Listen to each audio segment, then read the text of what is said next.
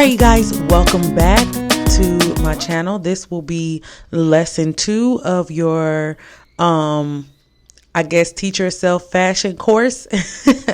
So in this lesson, I wanted to do a quick overview of the industry and just talk a little bit about the actual fashion industry to kind of give you an idea of where you would want to place yourself in this industry, or where do you see yourself fitting into the industry, or if you don't see yourself fitting into the industry, but how would you see yourself identifying with the industry. So in this lesson, we will be going over different topics like design specialties, just breaking down the many different subcategories and specializations. I don't know if that's a word, but the many things that you can specialize when it comes to what you want to pick and choose to express yourself in the artistry of fashion design.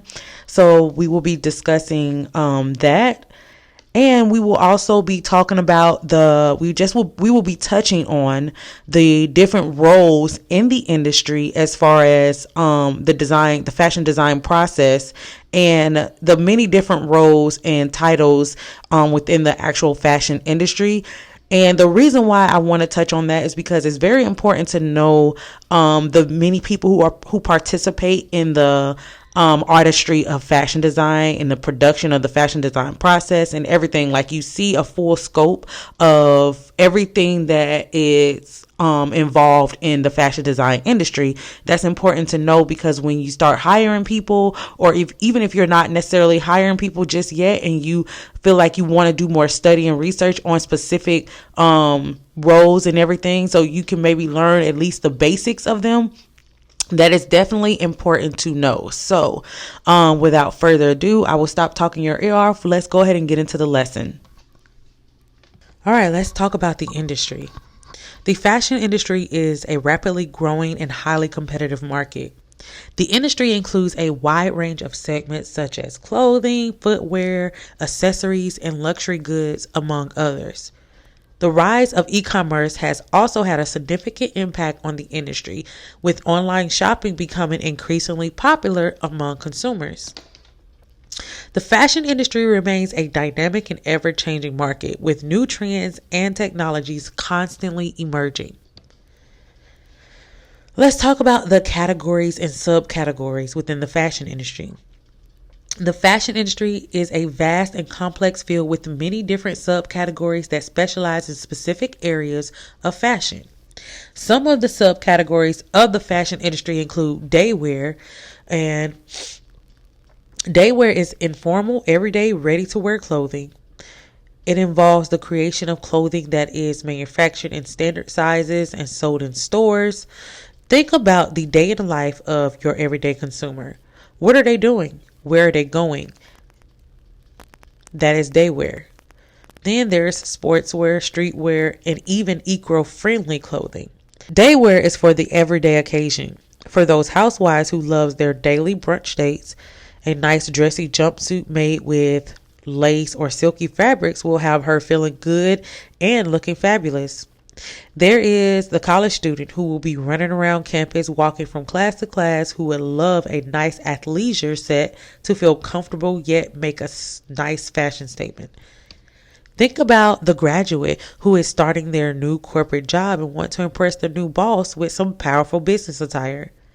Some have multiple settings in a day, like an influencer who loves getting a good workout in the mornings and taking photos in their fashionable athleisure, but loves putting on stylish casual clothing to go to meetings throughout the day. Everyday life can be busy in different ways for different people. Daywear is a category of necessity. We all need something to wear. Evening wear is more formal, less of a necessity, and more of a luxury.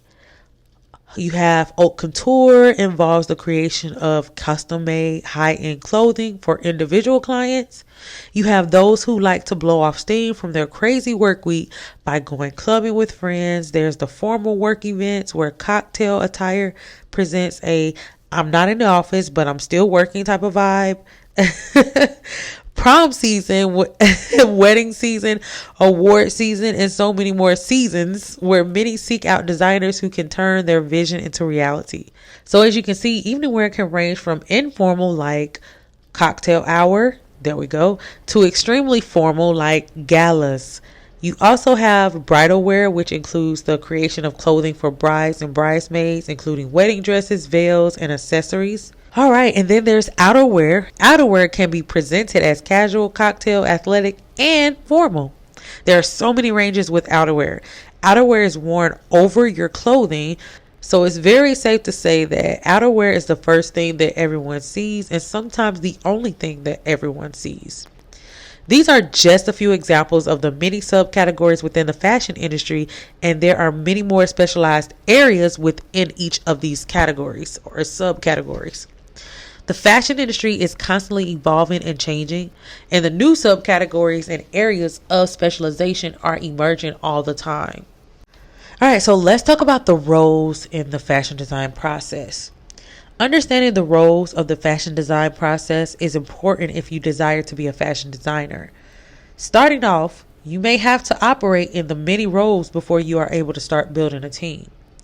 Even when you begin to build your team, you will need an understanding of how to choose your teammates by understanding the role that they will be playing. It will also aid in your leadership skills and delegating responsibilities based off what needs to be done and how it should be executed. So here are the roles. We have the designer.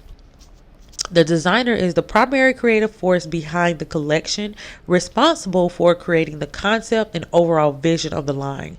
Most designers are also the illustrators, but not all designers are. You can be the creative force behind a collection and have illustrators sketch out your vision.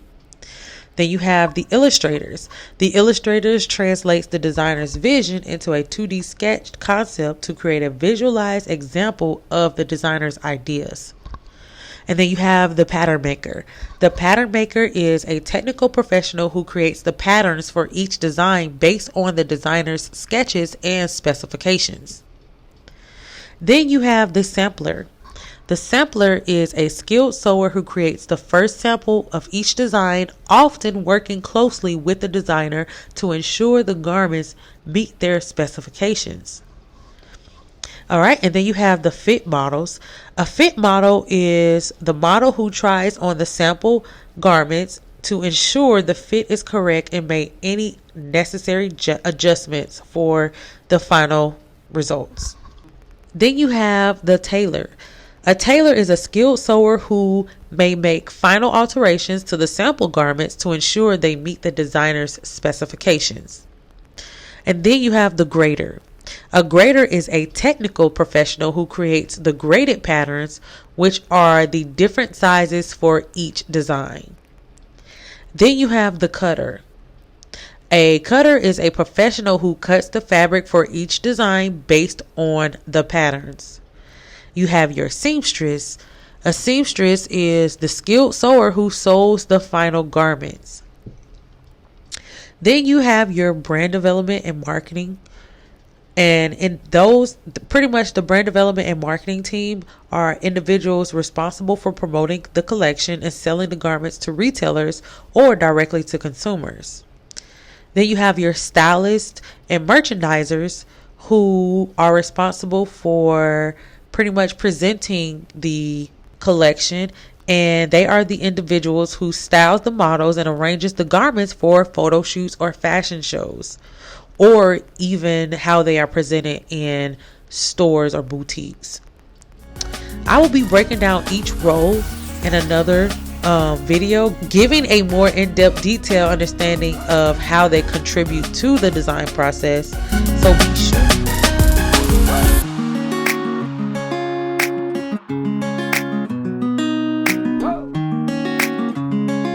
So y'all just gonna have to deal. Yes, y'all is. Yeah.